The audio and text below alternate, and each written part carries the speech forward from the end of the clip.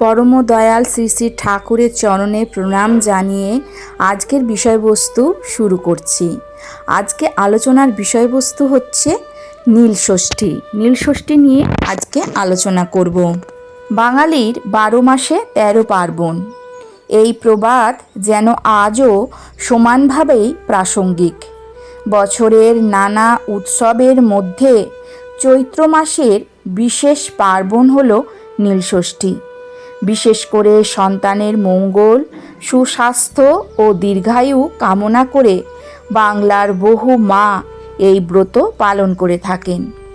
আর প্রচণ্ড গরমের মধ্যেও সারা দিন উপবাস থেকে সন্ধ্যায় শিবের আরাধনার প্রথা রয়েছে এই দিন।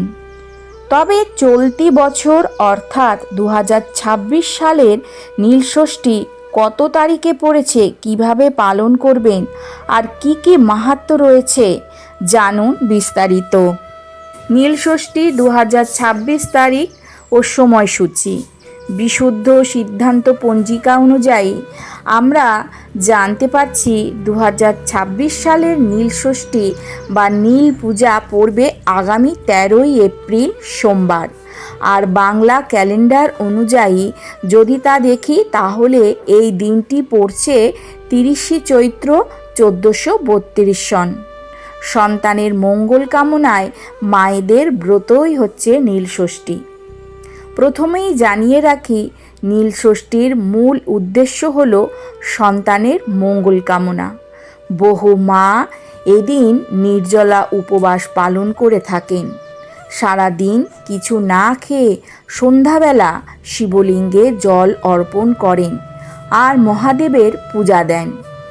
এরপর পূজার প্রসাদ গ্রহণ করে ব্রত ভঙ্গ করা হয়। আর বাংলা সাহিত্যে সন্তানের মঙ্গল কামনার জন্য এই ভাবনার উল্লেখ বহুবারই দেখা গিয়েছে। বিশেষ করে মঙ্গল কাব্যের প্রার্থনায় আমাদের সেই চিরন্তন আকাঙ্ক্ষা আজও ফুটে ওঠে যে আমার সন্তান যেন থাকে দুধে ভাতে। কেন নীলষষ্ঠীতে শিবের পুজো করা হয় জানিয়ে রাখি, সাধারণত ষষ্ঠীতে দেবী ষষ্ঠীর পূজা করার প্রথা রয়েছে, যেমন অশোক ষষ্ঠী বা শীতল ষষ্ঠী ইত্যাদি। কিন্তু নীলষষ্ঠীর ক্ষেত্রে এই নিয়ম কিছুটা আলাদা, কারণ এই দিন দেবী ষষ্ঠীর পরিবর্তে মহাদেবের আরাধনা করা হয়। লোককথা মতে রাজা দক্ষের যজ্ঞে স্বামী শিবের অপমান সহ্য করতে না পেরে সতী আগুনে আত্মাহুতি করেছিলেন।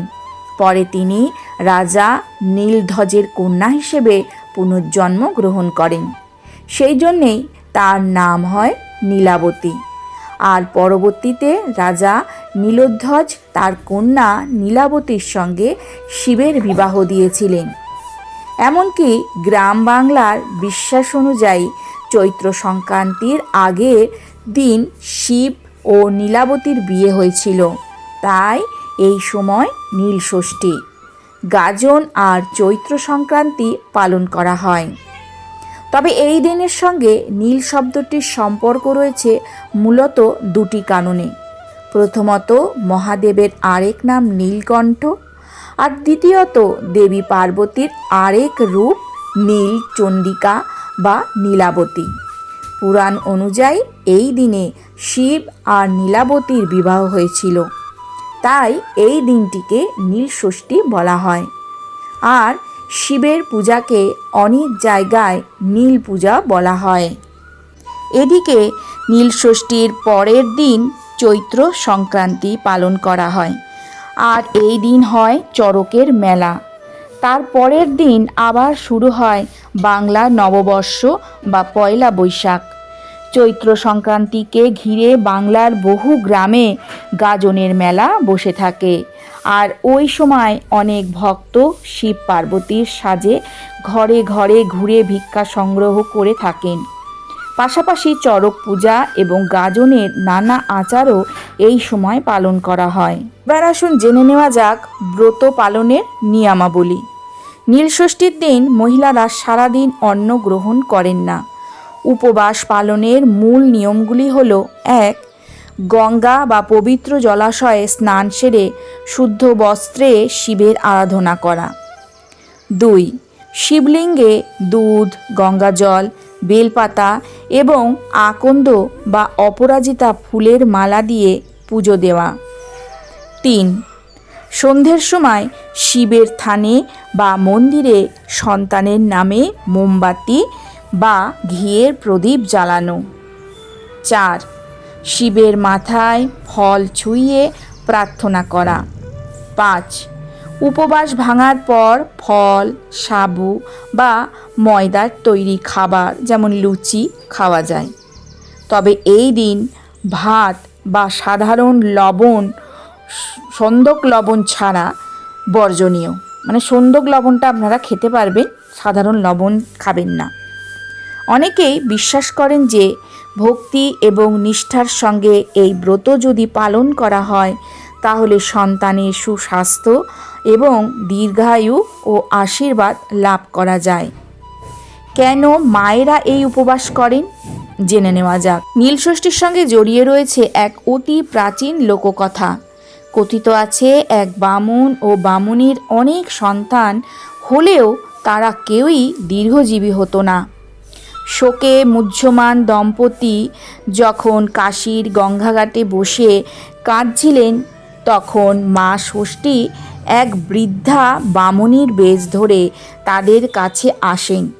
তিনি তাদের পরামর্শ দেন চৈত্র মাসে শিবের উপাসনা করতে এবং সংক্রান্তির আগের দিন নীলষষ্ঠীর ব্রত পালন করতে। মা ষষ্ঠীর কথা মতন নিষ্ঠা ভরে নীলকণ্ঠ মহাদেব ও নীলাবতীর পূজা করার পর ওই দম্পতির সন্তানরা সুস্থ ও দীর্ঘজীবী হয়। সেই থেকেই বিশ্বাস প্রচলিত যে নিষ্ঠা ভরে এই ব্রত পালন করলে সন্তানের উপর কোনো অমঙ্গল ছায়া পড়ে না। আরেকটি মত অনুযায়ী মহাদেব ও নীলাবতীর বিবাহের স্মারক হিসেবেই চৈত্র মাসের এই তিথিতে নীল পুজো উদযাপিত হয়।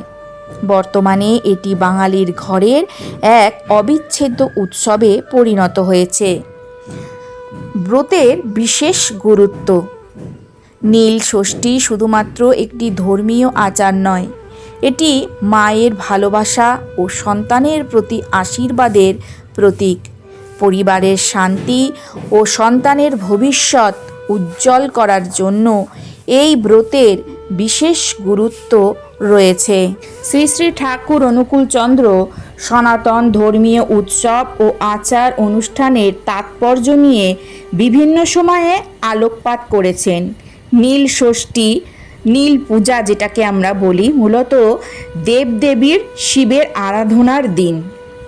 ঠাকুর অনুকূলচন্দ্রের দর্শন অনুযায়ী যে কোনো উৎসবের মূল লক্ষ্য হওয়া উচিত মানুষের আত্মিক ও মানসিক উন্নতি এবং সংযম। নীল ষষ্ঠী সম্পর্কে তার মত বা দর্শনকে এভাবে ব্যাখ্যা করা যেতে পারে। বাংলার মায়েরা সন্তানের মঙ্গল কামনায় চৈত্র সংক্রান্তির আগের দিন এই ব্রত পালন করেন। সারাদিন নির্জলা উপবাস থেকে সন্ধ্যায় শিবের পুজো বা নীলের ঘরে বাতি দিয়ে উপবাস ভঙ্গ করা হয়। তাহলে আজকের আলোচনা থেকে নিশ্চয়ই আপনারা সকলে বুঝতে পারলেন যে নীলষষ্ঠী পুজো কী জন্যে করতে হয়, কিভাবে করতে হয়। তো আশা করব আগামীকাল নীলষষ্ঠী পুজো সকলেই সুষ্ঠুভাবে পালন করবেন নিজের সন্তানের মঙ্গল কামনা করে।